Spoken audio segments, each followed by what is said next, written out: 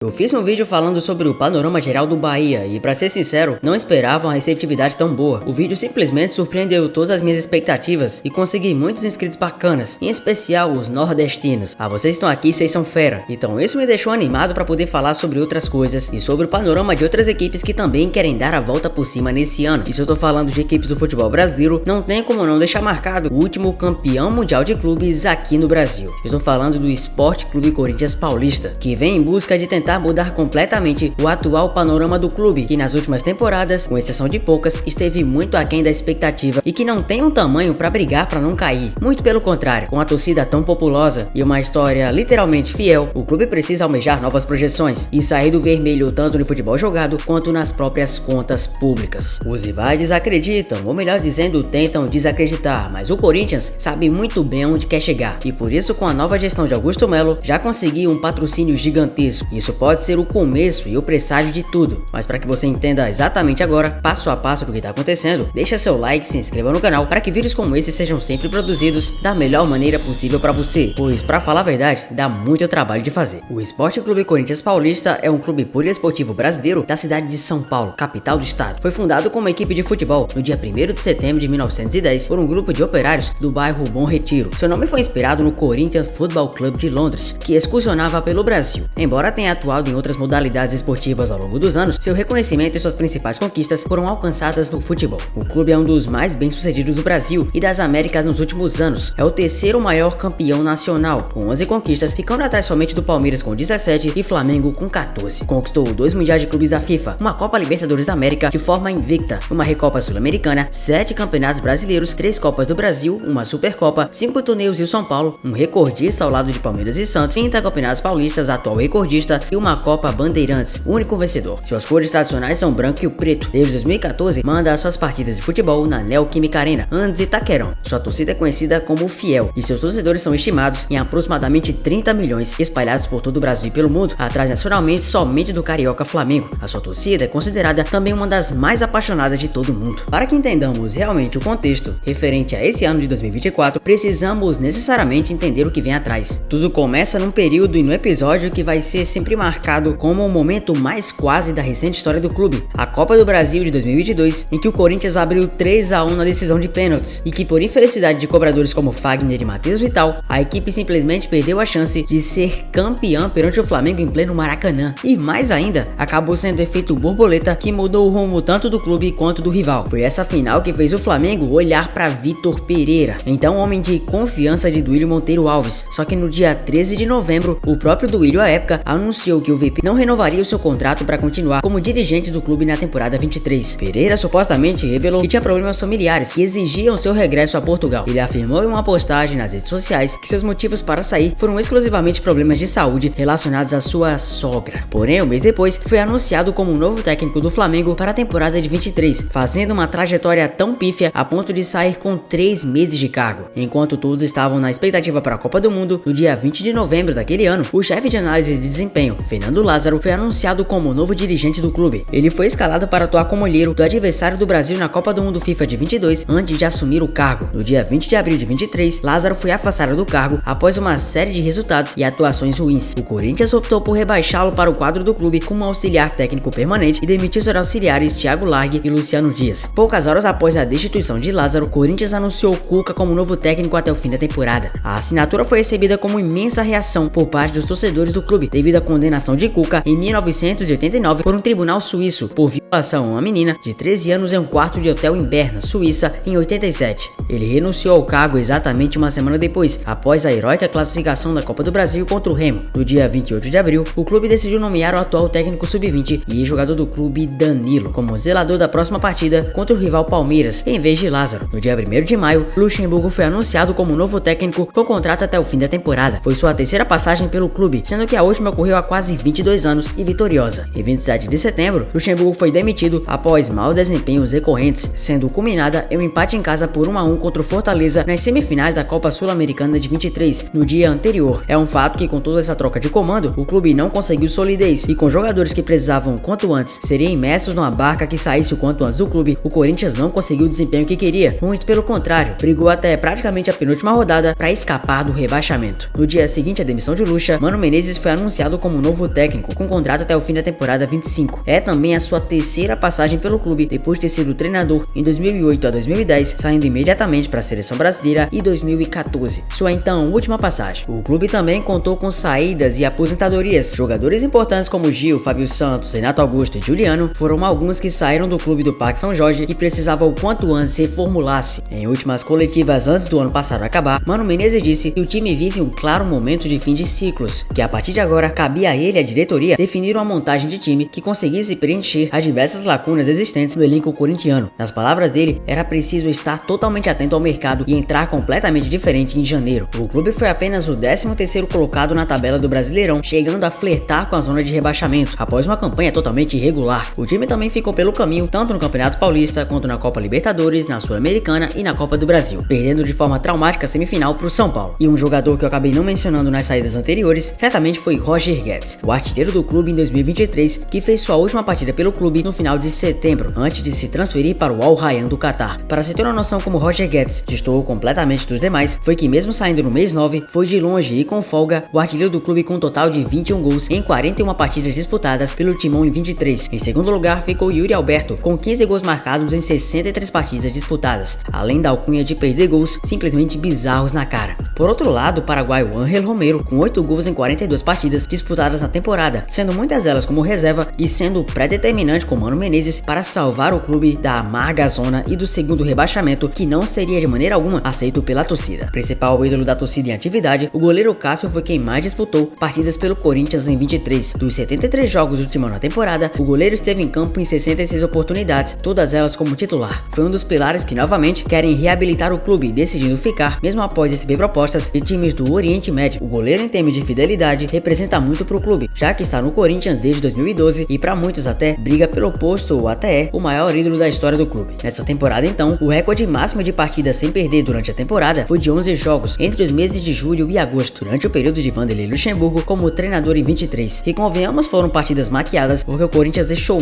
muito a desejar. Ciclos também se encerraram, tal qual do jogador Luan, contratado no período de 2019 a 20 para ser um jogador que, na palavra da torcida, entraria para a história do clube. Não podemos negar que isso realmente aconteceu, entrou realmente para as páginas do clube, só que as páginas policiais, completamente descompromissado com o que estava fazendo, foi pego num motel pela torcida organizada e, covardemente agredido, acabou saindo do estabelecimento, sendo o último fragmento dele com a camisa do Corinthians. Muito abaixo do que se esperava, ele não conseguiu dar a volta por cima, voltando ao Grêmio, não dando certo e ficando sem clube, a ponto de agora ser contratado pelo novo time dele, o Vitória. O ano desastroso de 23 foi determinante para que Duílio Monteiro Alves não elegesse o seu camarada André Negão, fazendo com que Augusto Melo conseguisse, através da chapa da oposição, tentar dar nova esperança ao torcedor corintiano, maloqueiro e sofredor na essência, mas que não quer sofrer pelo seu time. E por isso que o Corinthians está agitando o mercado da bola com uma série de movimentações, incluindo contratações, renovações de contrato e negociações. O clube busca reforçar seu elenco para essa temporada, anunciando diversas novidades. O lateral direito Mateuzinho do Flamengo está a caminho do Corinthians por meio de um acordo de empréstimo. Isso pode acontecer. A negociação está em andamento e o clube busca fortalecer sua defesa com esse reforço. Lembrando que Mateuzinho há muito tempo vem sendo um jogador questionável pela torcida do Flamengo, que fala que apesar dele ter um certo apoio melhor defensivo, ofensivamente deixa muito a desejar. Já multicampeão pelo Flamengo, a torcida do Fla não acredita que o Mateuzinho seja um fator determinante para a conquista dos títulos, ainda mais porque, nessa última temporada, ele teve mais minutagem em tempo de jogo, não conseguindo desempenhar a mesma coisa. Só que para muitos corintianos, nesse novo sistema do Mano Menezes, ele poderia ser muito mais útil do que foi no time rubro-negro. Falando em rubro-negro, Gustavo Henrique, jogador do clube, assinou o contrato até o fim de 25, consolidando sua chegada no Corinthians. Gustavo Henrique foi visto como uma oportunidade de mercado, que prioriza a contratação de jogadores abaixo dos 30 anos. O zagueiro rescindiu o contrato com o Valladolid, mas deixou o clube espanhol com um percentual de seus direitos econômicos.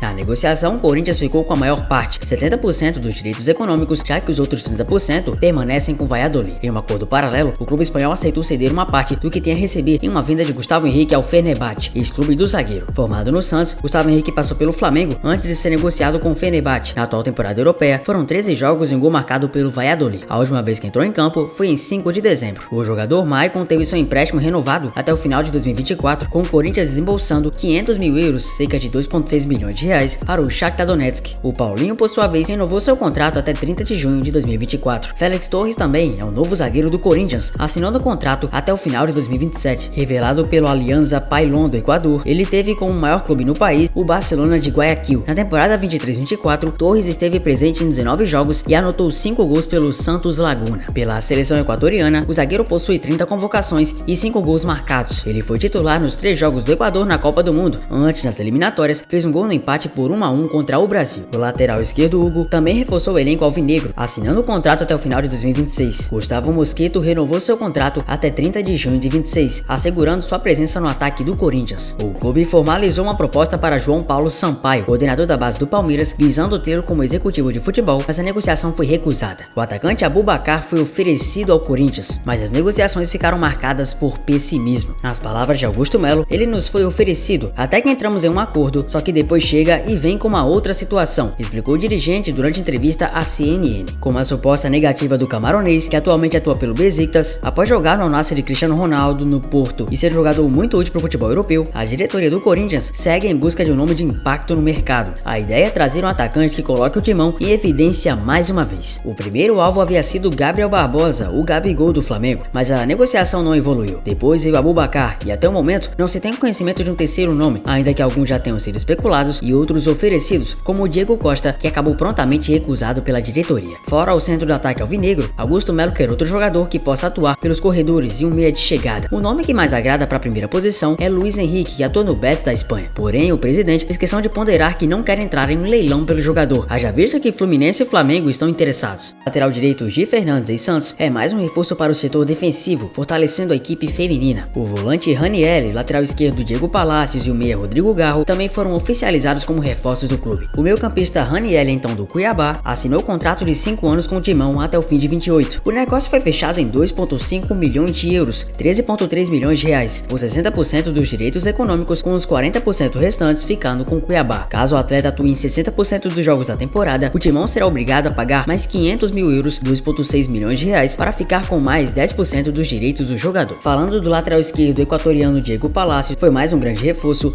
com a contratação concluída em definitivo do atleta junto ao Los Angeles FC, dos Estados Unidos, que terá o contrato válido até 31 de dezembro de 27.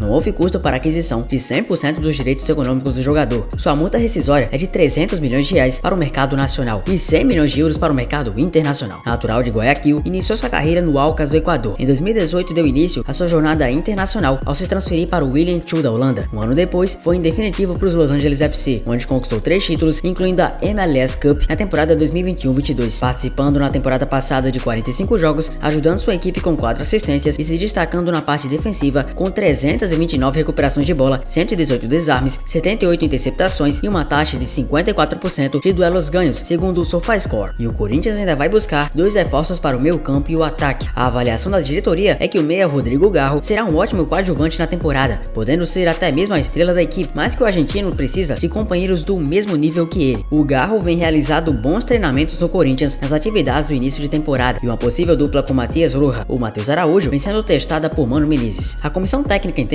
que o clube precisa de um meia armador e um atacante de ponta para atuar ao lado do cara. Dentre as atuais contratações, o nome do Rodrigo Garro é certamente o que potencialmente mais chama a atenção da torcida, principalmente pelo seu início espetacular, que obviamente faz com que a Fiel acredite que pode ser a maior e melhor contratação dos últimos tempos. O meia argentino de 25 anos chegou ao timão com contrato até final de 27. Sua temporada em 2023 foi notável, 44 jogos, 8 gols e 9 assistências. Primeiro em criação de jogadas da Liga Argentina, com 23, e terceiro dentre as 4 principais ligas das Américas. Jogador do Talheres, primeiro em passes decisivos no Campeonato Argentino, primeiro em cruzamentos certos com 38% e esteve entre os 11 jogadores ideais do Campeonato Argentino em seleção final. Mas por que o Corinthians não pode sonhar alto? Alguns nomes irrisórios seguem na boca do povo do torcedor corintiano, dentre eles alguns que são bem conhecidos do futebol internacional. Se vê ou não, pra ser sincero, não tô aqui pra julgar nem delimitar, mas apenas pra trazer a especulação. Di Maria frustrou os planos do torcedor corintiano a partir do momento que o jornal português Record divulgou que ele sairia do Benfica para jogar no Rosário Central em 24. Segundo a publicação, o jogador possui um acordo verbal com a equipe que o revelou e já decidiu que não renovará o seu contrato com os portugueses. A transferência será consumada em breve. Augusto Melo tem plena ciência que para tirar Di Maria do Rosário precisa desembolsar altos valores, já que a expectativa dele no clube argentino é que dure apenas um ano aproximadamente e fique livre no mercado em 2025, podendo ser a contratação de alto porte para o futebol brasileiro, tal qual foi Luizito Soares no Grêmio. Angel Di Maria Bahia é atual campeão do mundo e é um dos jogadores mais subestimados de todo o esporte, pois sempre está presente nas maiores conquistas dos clubes em que disputa e muitas das vezes não é reconhecido. Mas o que esse carinha joga de bola, o Corinthians tem de torcida. No dia 2 de janeiro de 24, havia sido divulgado tanto no All Sport como no TNT Sports Brasil que o Corinthians havia consultado para saber se Firmino, que já se declarou torcedor do Timão, teria interesse em atuar no futebol brasileiro com uma redução de salário. Sendo atualmente o terceiro brasileiro que mais recebe em todo o mundo, Roberto Firmino de fato se torna uma opção muito cara. E nas palavras do próprio Augusto Melo, o mandatário afirmou que não há negociação em andamento, já sabendo que nenhum clube brasileiro tem condição de pagar o que o atleta recebe. Porém, o Firmino não vem com essa bola toda não. Depois de sair do Liverpool, foi jogar no Al Ahly da Arábia Saudita. O atacante de 32 anos perdeu espaço no clube saudita e não foi titular em nenhum dos últimos 7 jogos do clube, querendo sair imediatamente, sendo o futebol brasileiro uma das pendências. Firmino atuou em 19 jogos desde que chegou ao Al Ahly da Arábia. Vestindo a camisa 10, o atacante marcou apenas 3 gols apenas no primeiro jogo, dando 3 assistências em toda a temporada 23-24. Certamente trazer o Firmino seria muito improvável, mas nada pode se duvidar. Diziam que o Suárez no Grêmio era impossível, que o salário era simplesmente incompatível, que olha só o que aconteceu. E tudo isso vem sendo possível devido à arrecadação do clube que vem superada as expectativas, com algumas vendas principalmente a provável e já quase confirmada de Gabriel Moscardo para o PSG. PSG este que contou com o rival Beraldo e que quer um Moscardo para essa janela, sem mais e nem menos. A situação deve ser definida nos próximos dias. O ultimato é nessa semana, com a possibilidade de o veredito sobre o futuro do volante de 18 anos ocorrer até no máximo essa quarta-feira. A novela sobre o meio-campista chega aos capítulos finais, com o desgaste entre as partes e a possibilidade real de a negociação ser encerrada, com Moscardo retornando ao Corinthians para seguir a sua carreira. Independentemente de ser transferido para o PSG ou ver o negócio melar, Moscardo vai passar por cirurgia no calcanhar esquerdo e permanecerá até 3 meses fora de atividade. Moscardo precisa operar e pode ser prejudicado com a extensão da novela. O jogador quer passar pela recuperação e retomar a carreira que começou promissora no ano passado, seja em Paris ou em Itaquera. Fato é que novos nomes surgirão. As dívidas do Corinthians, nas palavras do Augusto Melo, serão sanadas e aos poucos o clube, com um trabalho sólido, pode voltar a figurar entre as maiores potências do futebol brasileiro. Uma torcida de massa que o Corinthians tem e representa, o clube nunca ficará no limbo, pois é um clube que se retroalimenta, já que sua torcida sempre vai estar em todos os momentos da equipe, assim como esteve em um dos momentos mais sombrios da história, o rebaixamento em 2007. Em 5 anos lá estava o clube, conseguindo o mundo de novo, e após se livrar de gestões sorrateiras, como praticamente um monopólio de decisões em que estava inserido André Sanches no contexto antigo, o torcedor corintiano pode sim se permitir a sonhar. E você, tá animado com isso tudo? Você acha que o Corinthians tem capacidade de já brigar por grandes títulos esse ano? Comenta aqui embaixo e me conta. Eu sou Zefute, obrigado por ter chegado até aqui, deixa o like, se inscreva no canal, um abraço a todos vocês e eu vejo todos no próximo vídeo. Valeu!